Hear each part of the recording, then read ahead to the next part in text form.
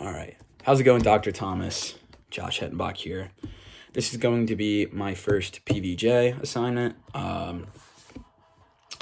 So when I was looking at all of the resources that you gave us to decide our PVJs off of, I've decided that I wanted to do it off of something that I already had some knowledge of, and I chose Carmina Burana. So to preface, I've performed Carmina Burana. I've been in a choir ensemble, literally the last university choir that I was in up at my first college, William Patterson University of New Jersey. We actually did a school-wide performance of Carmina Burana. So the band kids were there, the vocal students were there, even all the people that weren't even music majors but still part of the choir, they were there, and it was really it was a really cool thing to do as like a community, and especially as like my first big college project, I guess you could say. But it was really cool, and we got free t-shirts out of it. The t-shirts we got were literally like XXL sized plain shirts that we dyed all these like random rustic colors so that we could like mimic being peasants and stuff. Just really cool memory that I thought I'd share. So just to start off, Carmina Burana. Obviously, you know that it's Latin, but to anybody else that might listen to this video, they have no idea. So, written by Carl Orff in about 1935, 1936, Carmina Burana is actually translates the songs of Buren. I don't know if I pronunciated that correctly or not, but by the songs of Buren, I mean it's originating from a church in Bavaria. More specifically, the Benedict Buren Monastery or Chapel. However, in recent years, even though it's named after that chapel or monastery, it's actually discovered recently to have come from a different area. And so, Carmina Burana is actually a collection of songs, or poems rather, from the 1300s, discovered in about 1803. And Carl Orff found the text, he's a little bit more modern, around 1934. And so Carmina Burana is a cantata. Everything in it is cantata based. However, it's not all Latin though. It's based off of, where all these poems came from, old time Europe. And so it has a section that's mostly, for the most part, what it was called. It was Middle High German, I think. Yeah, Middle High German. Middle High German and some Old French, but as well as Latin. So, so Carl Orff discovered these texts in 1934, and he decided that, after looking at the notation and whatnot, he decided that it would be best that he brush it up and make it, better. And up to that point, Carl Orff didn't really have anything, recognizable, and really nothing after that.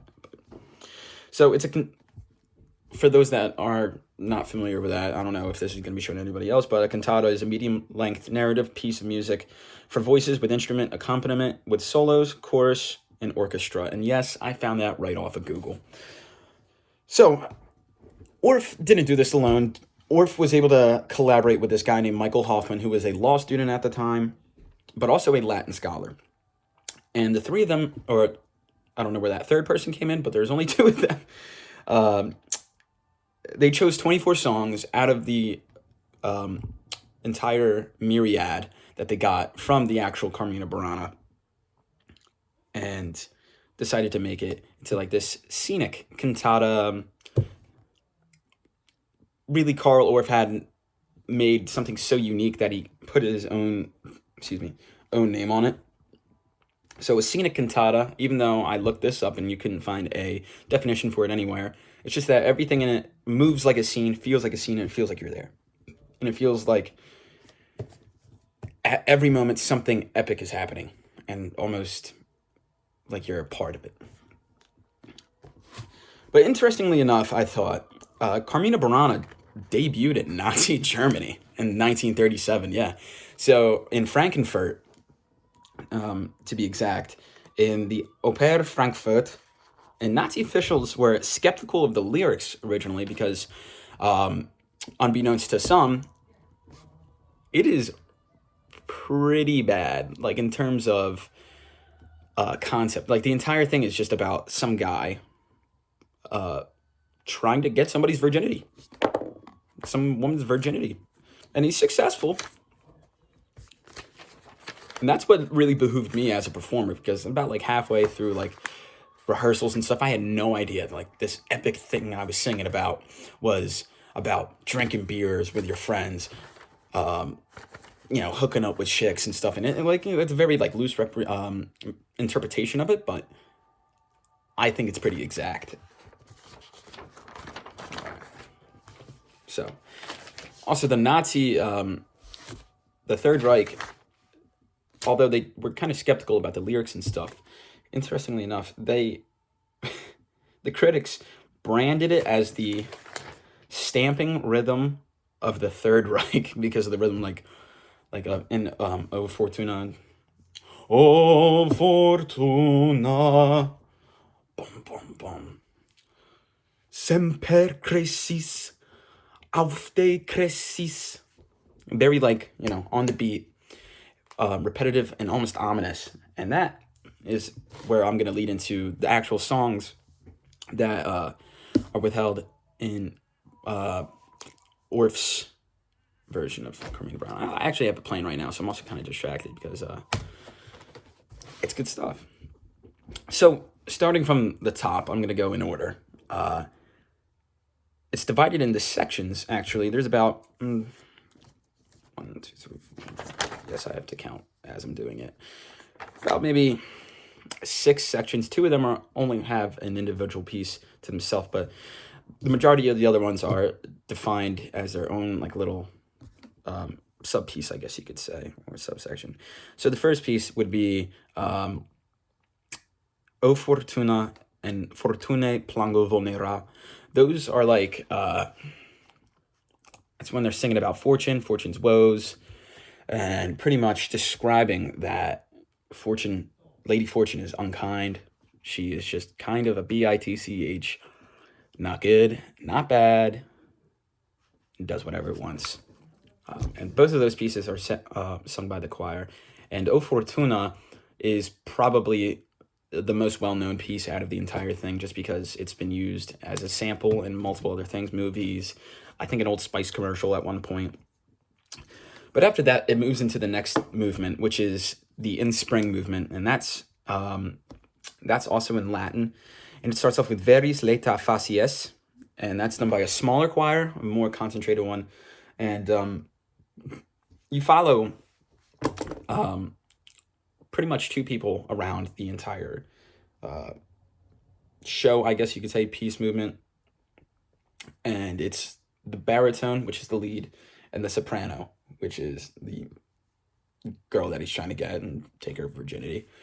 And so pretty much it starts off there in spring. They're like, and if you're familiar with spring is usually the mating season of most animals in the wild. So it's usually the rutting season into, spring, early summer. Just an interesting side note. But the In Spring section contains Veris Laeta Facies, Omnia Sol Temperat, and Exe Gratum. And the only one in there that is sung by as a solo is Omnia Sol Temperat. And all of these have translations, and I'm going to read them off for you as well. So Veris is the joyous face of spring. So that's the opener. Omnia, all things tempered by the sun. Exe gratum, behold the welcome. And, obviously poor translation. All right, and then we transition into the meadow section, and that's started off by the tons, which is just the ballet portion, just instrumental, nothing really special. And then it goes into Floret Silva Nobilis, which means the noble words are burgeoning. And interesting, this segment is mostly in High German, and I don't really know why he decided to do that. Maybe that's just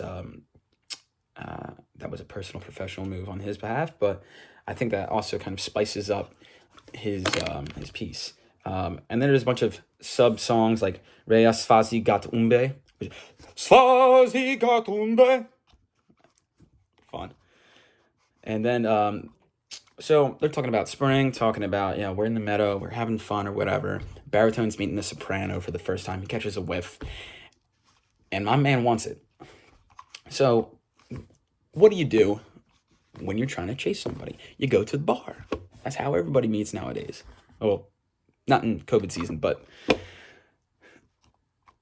So the next section is called In Taberna, meaning in tavern.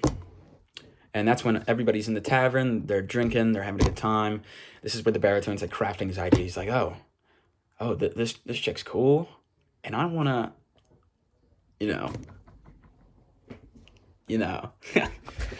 and wow, that was really cringe. Sorry. So this section starts off with Estans interius, it's meaning seething inside. That's sang by the baritone, followed by Olim Yakis Coluerum. I totally butchered that, but that's the tenor solo, actually. And the tenor part is actually that of a goose that they're trying to kill and boil alive. And it's him singing. He's like, I was once swimming in a lake. And it was really interesting the first time I listened to that in my performance, because my actual voice professor,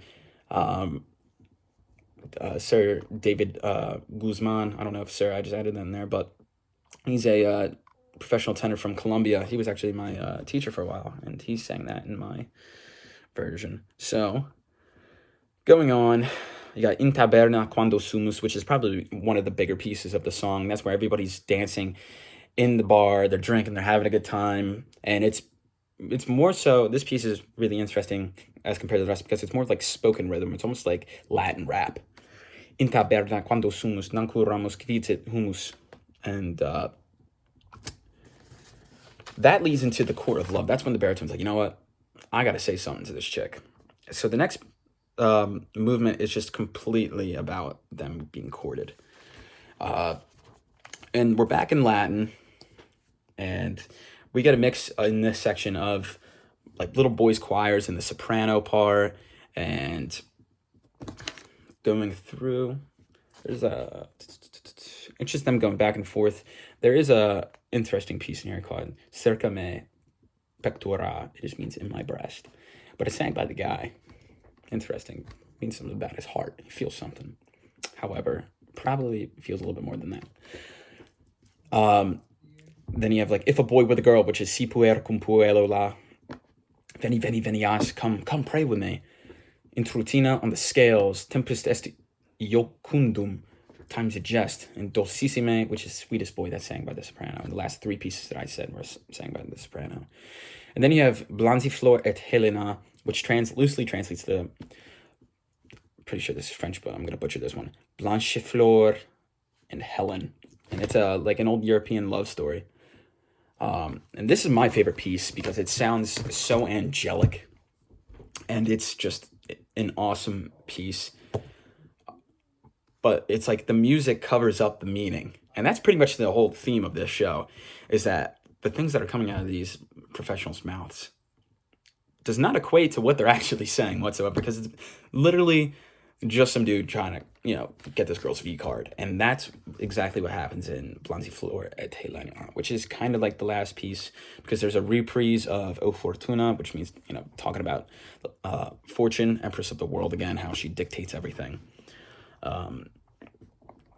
But in terms of like where Carl Orff came from in terms of like writing this, he took a little bit of inspiration from a bunch of different places, and going back to what we did for like the Baroque period piece and the styling of it.